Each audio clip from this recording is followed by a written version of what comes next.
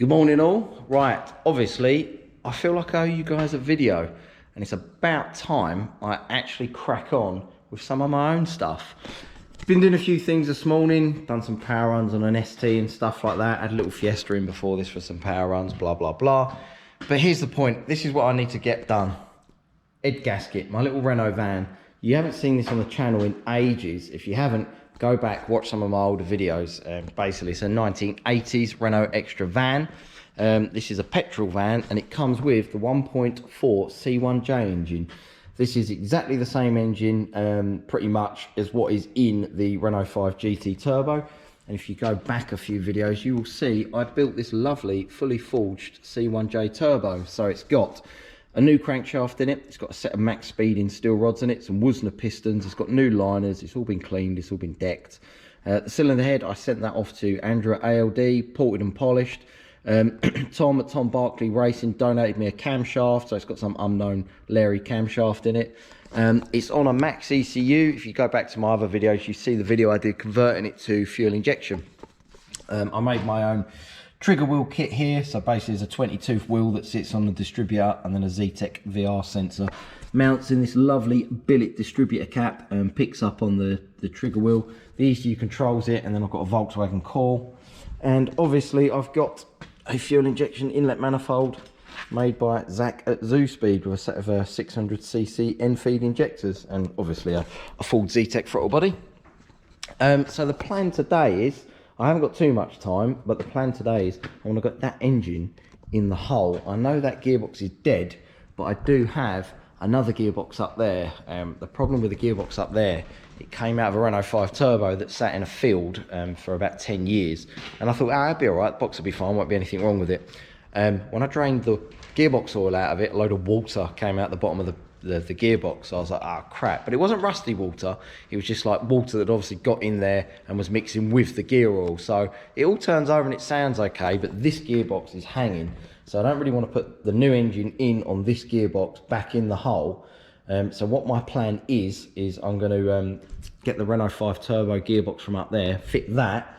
If it works, it works. If it doesn't work, then I know I can get this gearbox rebuilt and then fit that back in the hole. So yeah, I was hoping to have started this earlier, but that's what happens as time flies by. So we're going to crack on with it today.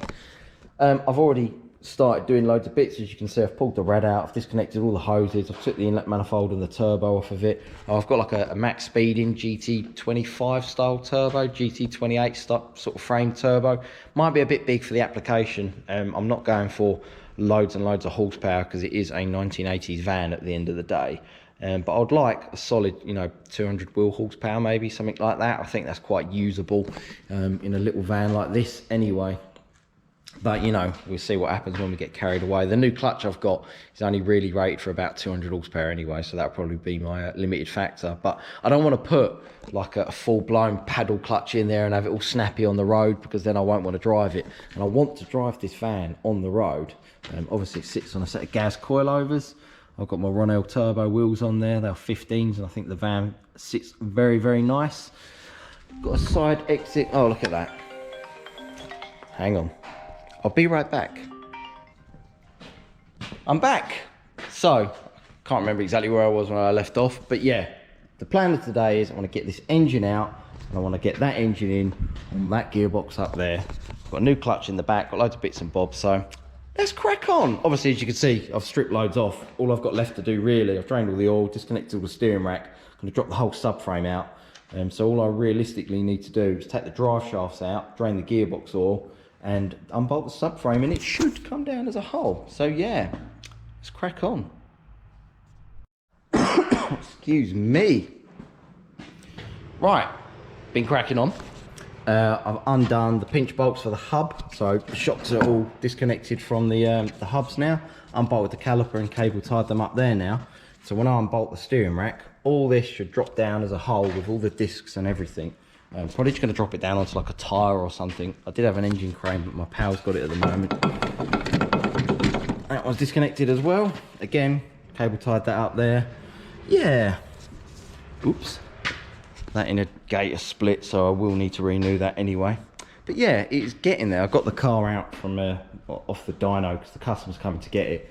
Last thing I'd want is an engine here and then have to try and get the car out. The only downside in this unit is it's very long and not very wide, especially as I have to share it. But yeah, it's all right, it works, I like it. Right, let's get this engine out.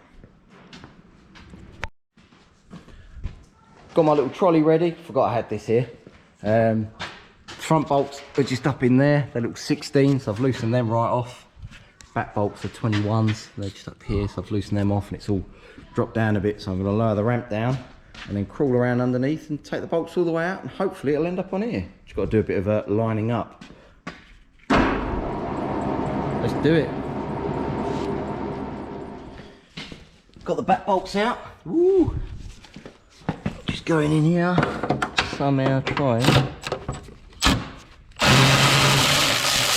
Ooh, that's the last bolt. Put that over this side so I know where to find it. Gotta love my walkie tools.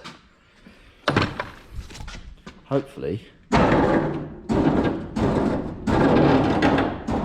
Ooh, just got to tuck back to get some kind of hooks behind the bumper. Probably might be easier to take the bumper off when I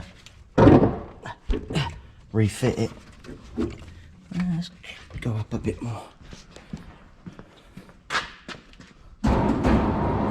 Whoops. Give it a gentle tap, I think. How strong's that? Ooh, bumper, not that strong. Yeet.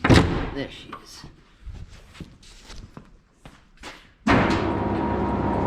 Just eyeballing, testing the tensile strength of everything I forgot to unbolt. But it looks like it's going to come straight out, no fuss. Ooh, clutch cable's moving.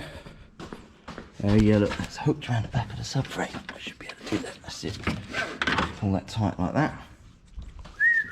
Job jobbed. Nothing else looks like it's catching. I would say that is a success.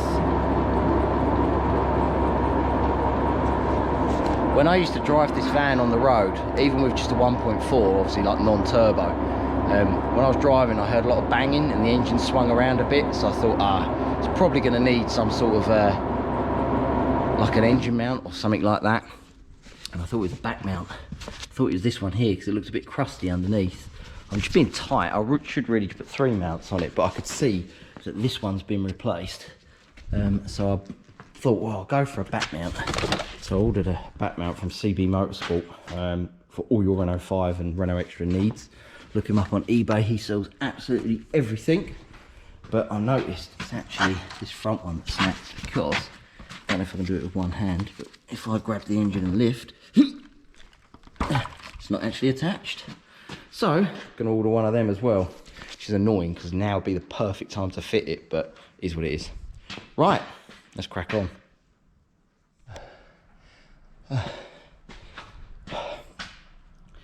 You know, I thought in here today, whose idea was it to wear thermals? I got it off. Oh mate, I'm not the strongest of people. Really wish I had my engine crane. So I got the engine off the box. I'm going to strip the clutch and flywheel off of this. Actually no, I'm not. I've got a new flywheel. Let me show you. So this is my new flywheel. Albeit it's a little bit rusty because it's sat in the damp storeroom at work. It's fine, just needs a clean up. This is made of steel. CG Motorsport made it for me. It's a lot lighter than the original flywheel. But the reason why I had it made is, if you look at the standard flywheel, yeah, it's definitely lighter. Look at the standard flywheel. It's got this weird 44 to 2 to 2 pickup wheel, which is pretty crap for aftermarket management. Only really works with a distributor. I had the Renault 5 flywheel made with 36 individually spaced teeth all the way round in the standard position. So what I need to do is bolt it on the engine, work out where TDC is, and then I need to grind off a tooth. So I'm not sure what one I need to grind off yet. But we will see. But yeah, it's all right. It's all right. Right, let's crack on. Right, so what I've done, I've bolted the flywheel to the old engine. The reason why I've bolted it to this is, a little while ago, I took the plug out of cylinder number 1. This is a Renault engine, so obviously number 1 is this end of the engine. I took the cylinder out of number 1, and I put a DTI gauge down there, or TDC gauge, whatever you want to call them, and I squared up and paint marked the crank pulley onto the casing, so I knew exactly where TDC was. So that when I was making this this distributor cap trigger wheel conversion in the ECU, I could connect a timing light to the HT lead on number 1, zero the timing in the ECU, zero the timing on the timing light while the engine was running. All right, it ran rough, but it was running. And then I was firing it down here to square up the offset angle within the ECU, so that I know that the ECU was in the correct time for the engine, if that makes sense. So now I know when I line them up, that's TDC. The reason why I've got these flywheels is I quite like a 36:1 trigger pattern, so I thought it was nice to have a couple of these flywheels made, but I've never tested them yet, so I'm going to get this flywheel in and get the engine in and running, and then get this flywheel tested. But there's no missing tooth, so this is a 36:1 trigger wheel. So what I'm going to do is, the crank sensor sits here on the gearbox on a Renault, and at TDC it lines up with this mark, so I'm going to go off 90 degrees and knock a tooth off. To be fair, I could actually knock off any of these teeth, it doesn't matter, because I can just set it to 36:1 in the ECU, and then I can adjust the offset angle once I get it running anyway, so it doesn't really matter. But I'm going to do the same as a Ford, and I'm going to offset it by 80-90 degrees, something like that, just so that I know that some of the Ford base maps I've got will be enough to get me running. And it's just a common way of doing it, offsetting it 90, because you don't want the missing tooth to be in line with TDC. So you don't want it to swipe past TDC when you have the missing tooth. I'm not quite sure why, but I have read that somewhere. So I don't make trigger wheels, okay? So I'm just going to go by what I've read on the internet. So yeah, I'm going to offset, knock the tooth off 90 degrees, 80-90 degrees, and we'll play with it later. But yeah, I'm going to crack on. I'm going to take this flywheel off, and I'm going to grind that tooth off. Scary stuff. So I nearly made a bit of a boo-boo. I say made a bit of a boo-boo. Again, it wouldn't have mattered because I would have worked it out within the ECU. But I counted from here to knock this tooth off. This would be 90 degrees. This is 80 degrees. So I was like, yeah, I'll knock this tooth off. But what I forget is the flywheel goes this way round. So with the sensor there at TDC, I want to knock this tooth off. So it's this one. This is the one we've got to lose. Trust me, it makes sense in my head. I know it'll work. Gosh, there you go, missing tooth. I think that come out all right. I grabbed my little Makita die grinder, stuck it in the vise and just ground it down. I was very wary because I didn't want to hit the other teeth, but that has worked out absolutely perfectly. So yeah, cool, I'm losing my voice. Right, don't really know what I'm going to do next. Put the rear main seal in the new engine and put the flywheel on and then crack on.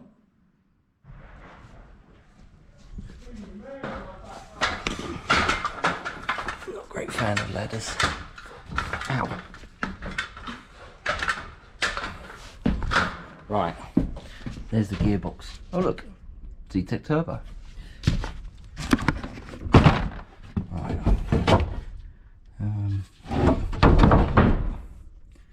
Okay, I'm going to drag this out, put it on my crane and get it down.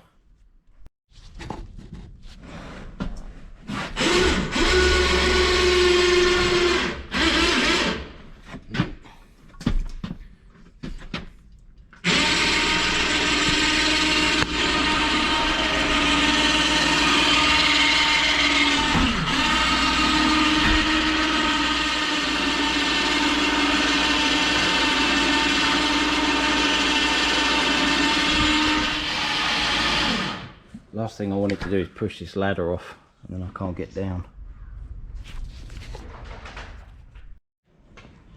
So I got the gearbox off the subframe, had to fight with a split pin.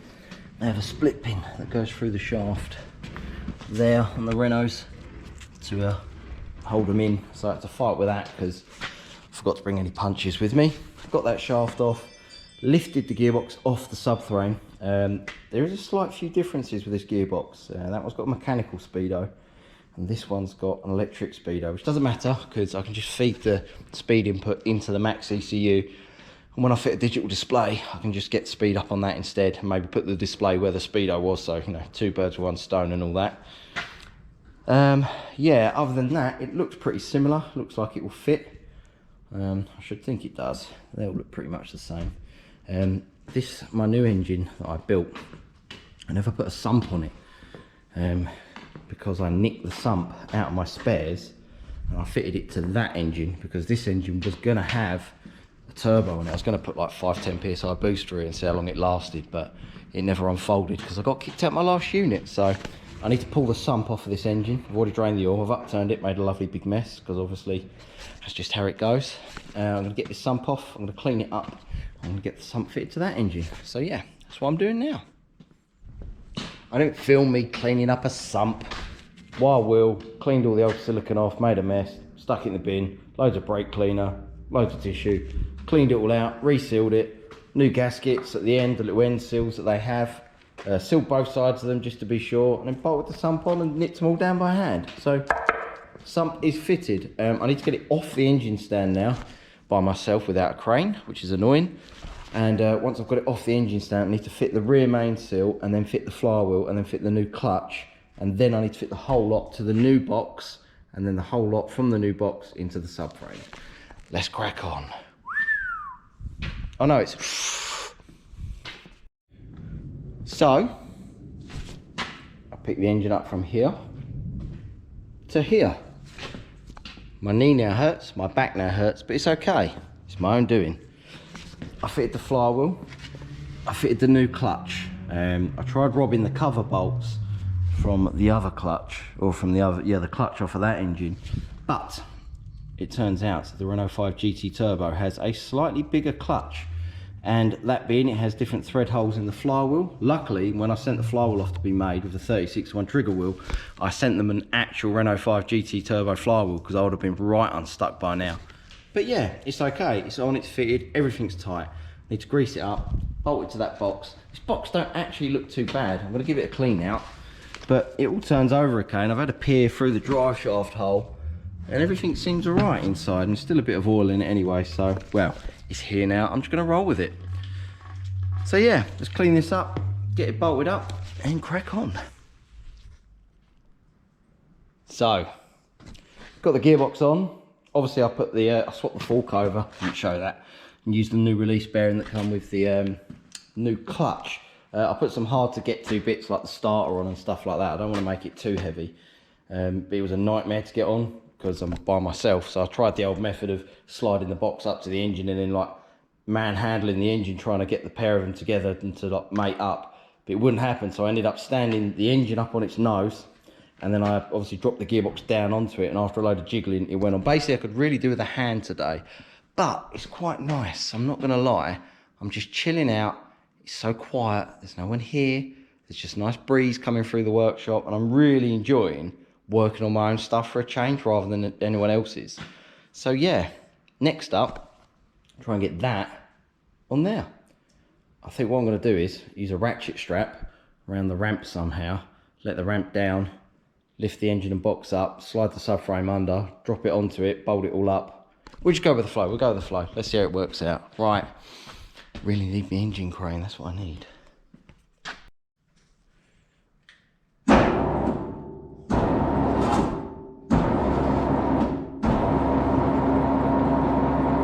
It ain't stupid if it works. Take the ramp up. Gosh, that will do. Slide that underneath with my foot. Bit wobbly. Now what I need is to try and fight with this, and I need my assistant that I don't have to let the ramp down. Cool. Oh, great. Got a split steering rack, got you. Okay. Put that on my to-do list. You know what I'm going to do? I'm going to fight with a ramp, and we'll see if I can get it in. Yeah. Lovely old job. Looks like it's coming together very nicely. Bolt with the front mount up. Replace that back mount. It was pretty dead, to be fair, and obviously I'd already bought a new one, so I fitted that. That one's fairly new by the looks of it, so I've left that one. I was going to fit like the Vibrotechnics ones, but I looked on the internet, they're like £280 for a set of 3, and I don't really want the van to be any more shaky than it is. All right, it's slammed on coilover, so it's not exactly going to drive smooth, but I didn't really want the whole engine to vibrate through the cab. That's why I didn't really go for 300 quid's worth of stiff engine mounts, so I've just fitting rubber mounts, but again, I don't want big power. I have ordered this one, but for now I just wedged that bit of rubber in there just to hold it all sort of square and where it needs to be held. Not really much more to say. Not put the shafts in yet. I'm going to take the drive shafts to work with me. I'm going to renew all the boots because one of them's a bit split. So hopefully I can get this back up in the hole now. Let's do it. Oh yeah, lovely old job. Engine and boxes in. I sort of manhandled it into the right place. Got the back bolts in like hand tight. Nipped them in a little bit and then jiggled and mucked about like mad to get them front ones lined up. Tighten them up, and then yeah, took the ramp up. Just trying to have a tidy up because I don't like mess. Believe it or not, I don't like mess. But it's in the hole. Let me let it down and show you. Look at that! It's in the hole. Oh mate, it's been a long time coming, waiting for this engine to be fitted. I tell you, quite excited. Gutted I didn't order that front mount as well, because that would have been so much easier to fit while the engine was out. But in all fairness, I'll make it work. Now I've just got to try and sort out the rest of this rat's nest. It's all right. It's all there. Look, I could fit my first bit. First bit of plumbing the engine in. Clutch cable, if the ratchet will allow. There we go. Clutch done. Tick that off the list. Long way to go. Yeah, I could probably check to see if the clutch feels all right though, to be fair. I wonder how heavy it's going to be. It's all right. I've left the engine bare. I didn't put any of the inlet on or any of the exhaust manifold or anything like that, but I've put all new studs in and all new nuts, again from CB Motorsport. Yeah, it's all right. It's getting there. It's getting there. Right, as annoying as it is, I would have to call it an end to today's work in progress because I need to go home. I hope you like this video. Like, share, subscribe. Cheers, guys.